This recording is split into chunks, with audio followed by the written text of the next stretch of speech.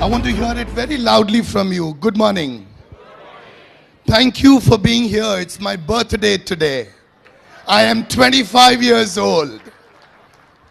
I am World HRD Congress and I'm 25 years old. I'm raring to go. I'm daring to go. I'm happy today because it's my birthday today. Today is a day I reckon with. Today is a day I believe in. Today is a day that made me what I am. But you know something? Behind the scenes, there's a lot that I went through. Some chided me, some scolded me, some said nasty things about me, but I decided to stay put because I believed I could do it and no one else can do it better than what I could do. I'm here today only because of you, and I mean what I say because I say what I mean. Ladies and gentlemen, it's my birthday today. I'm World HRD Congress and I'm 25 today. Thank you. Thank you. I must give you a little bit of history, so I'll walk towards you. I like to be close to you. What I started in 1992 with a very simple vision of getting people together who would discuss something about HR. I had no knowledge on HR. I was a finance graduate and I realized that HR is going to be the in thing because I hated figures and numbers after scoring a little over B+ score in my postgraduate examinations. And I realized HR is where I need to get my job. I got my job at 5,000 rupees in Morgan Stanley, which I quit in about 7 days only because my heart was in HR. The then former HR minister, P.V. Narasimha Rao, gave me a scholarship. And he told me, you are a very bright guy. Why don't you do your PhD in human resources? And there's something very dramatic that could happen in your life. I went abroad, did my PhD in HR, and I came back thinking, I'm 27, I got my PhD very young from America. I'm 27 and I'm raring to go and everybody will hire me. People said, you have a PhD, how can we hire you? Recruitment consultants said, you have a PhD, how can we hire you? You should go and teach in colleges. You can be doing HR. So the greatest insecurity I created in many people was having this degree.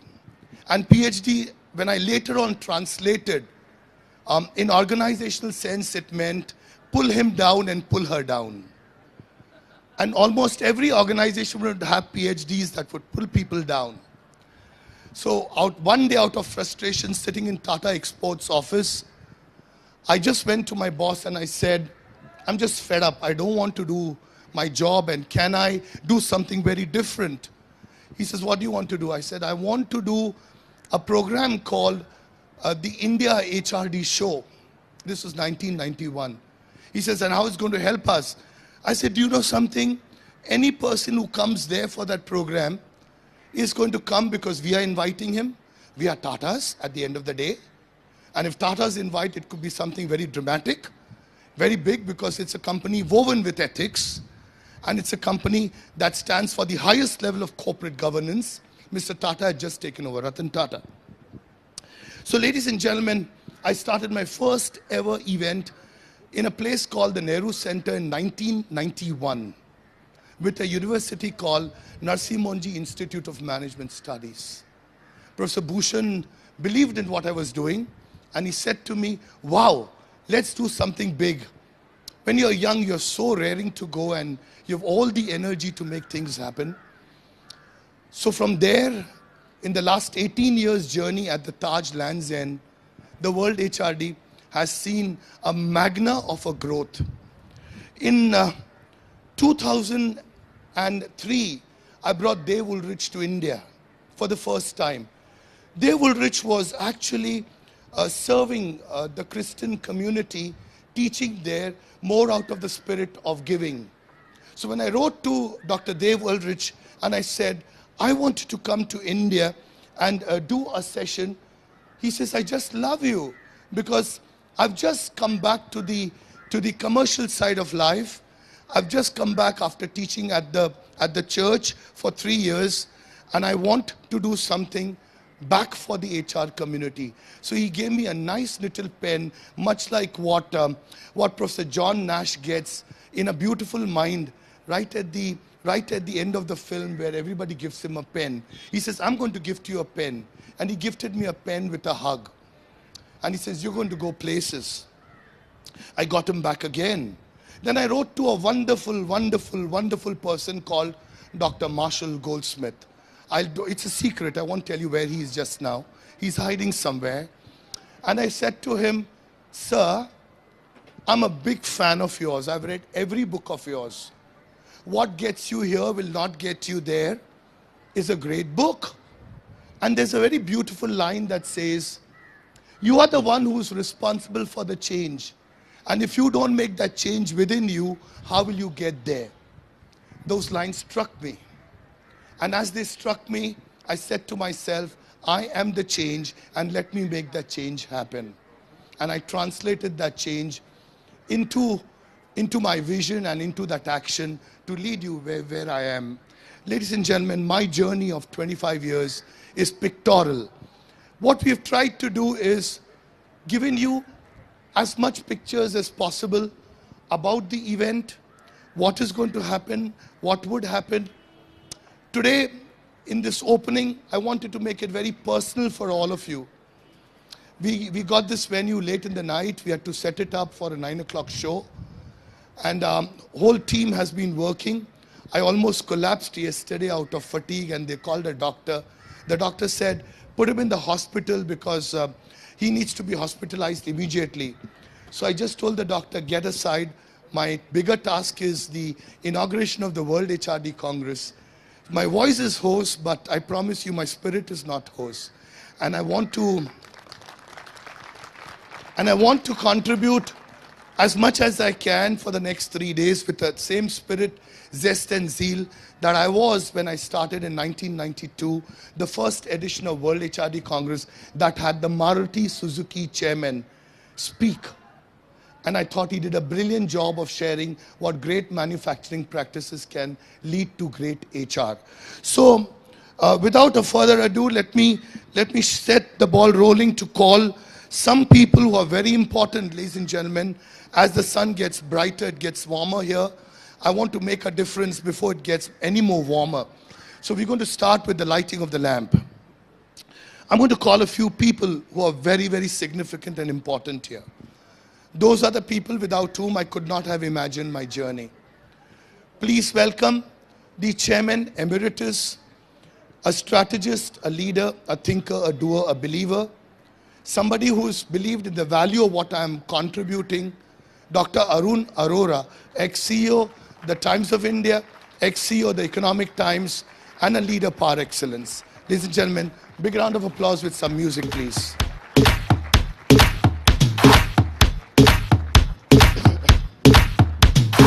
Thank you, sir. Thank you so much. Ladies and gentlemen, please welcome my teacher, my guru, somebody who has actually been with me through my thick and thin in the last 13 years, or 15 years rather, guiding me, directing me, motivating me, and telling me you could do better. None other than Dr. Indira Parekh. So you'll have to light the lamp.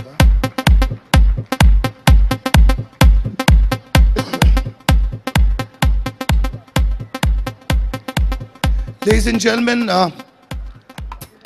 my core team, my colleagues on the core team, those who believe in the value of sustainable change and helping me when I need them, please welcome the advisory board and the core team of World HRD Congress right here on the stage as they all walk up.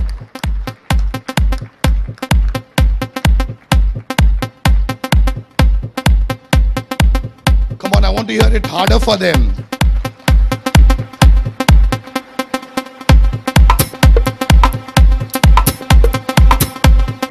And person who is the world's bestest coach. You could not have imagined anyone without him. A person with tremendous humility, tremendous gesticulation ability, and the ability to be mad. Mad is make a difference. Ladies and gentlemen, Dr. Marshall Goldsmith.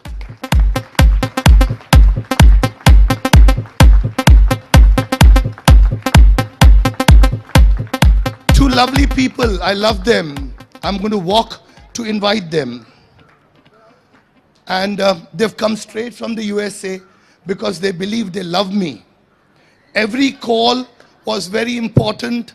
Every communication was very important. My two very great friends, Dennis and Michelle Rainer. Thank you.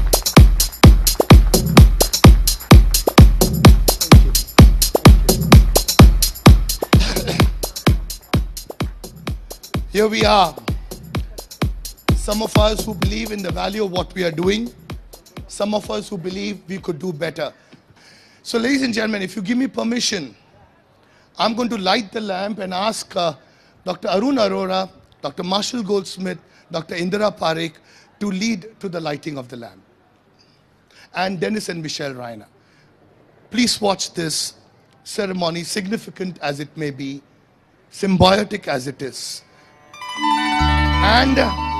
And I will invite Mr. M. Narendran. Please put your hands together for Mr. M. Narendran.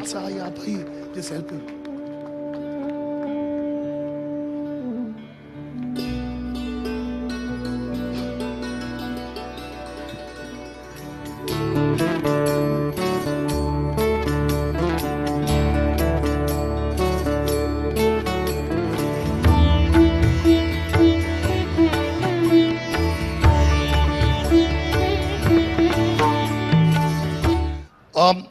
Great leaders leave a legacy behind. Can you hold this, Aman? They leave a legacy behind. The legacy I want to leave behind needs to be documented. When I started, internet did not exist, excepting in America. And in India, it was very expensive. So at NASSCOM, we were propagating roti kapra or broadband to the government. Today, the internet is so easy. There are apps. There's everything so easily available. So ladies and gentlemen, the book we are going to unveil today is about the greatest coaches dedicated to Dr. Marshall Goldsmith. And I'm glad he's here. It's about the greatest coaches. What is significant about the book is that we got coaches from all across the globe who want to be a part of this. Copies of the book, after it is unveiled, will be available for sale. We are only recovering the printing costs. We don't want to make money out of it. Everything that we have done will be documented on the website. And many generations to come should be able to learn from this. What we are trying to do is to ask every coach, much like you, sir, what you've done is to ask every coach who receives an award here or a certificate here to coach 5 other coaches who could be better than him and circulate that and come back to us next year. So by that way, we will have 500 coaches who will come back to us next year in an iconic fashion. Ladies and gentlemen, I will have the unveiling of the book. Dr. Goldsmith, ma'am, please give me copies fast. Dennis and Michelle, a copy. Dr. Arora, Mr. Narendran, and can I have you, Nina, to hold this? May I say 3, 2, 1.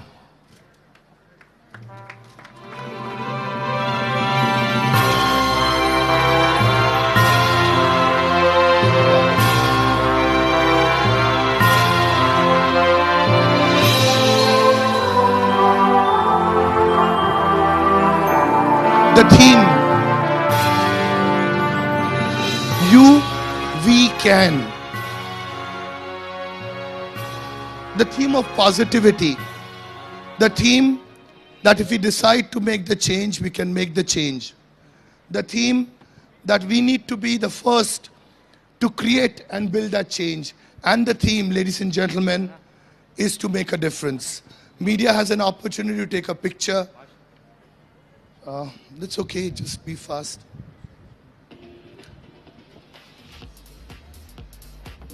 If you applaud for the media, maybe your photograph may appear. I am told by one of the greatest HR leaders, managers who are happy from within applaud hard. And when they applaud hard, their salaries go up by 39.4%. So I want to hear one applaud for you.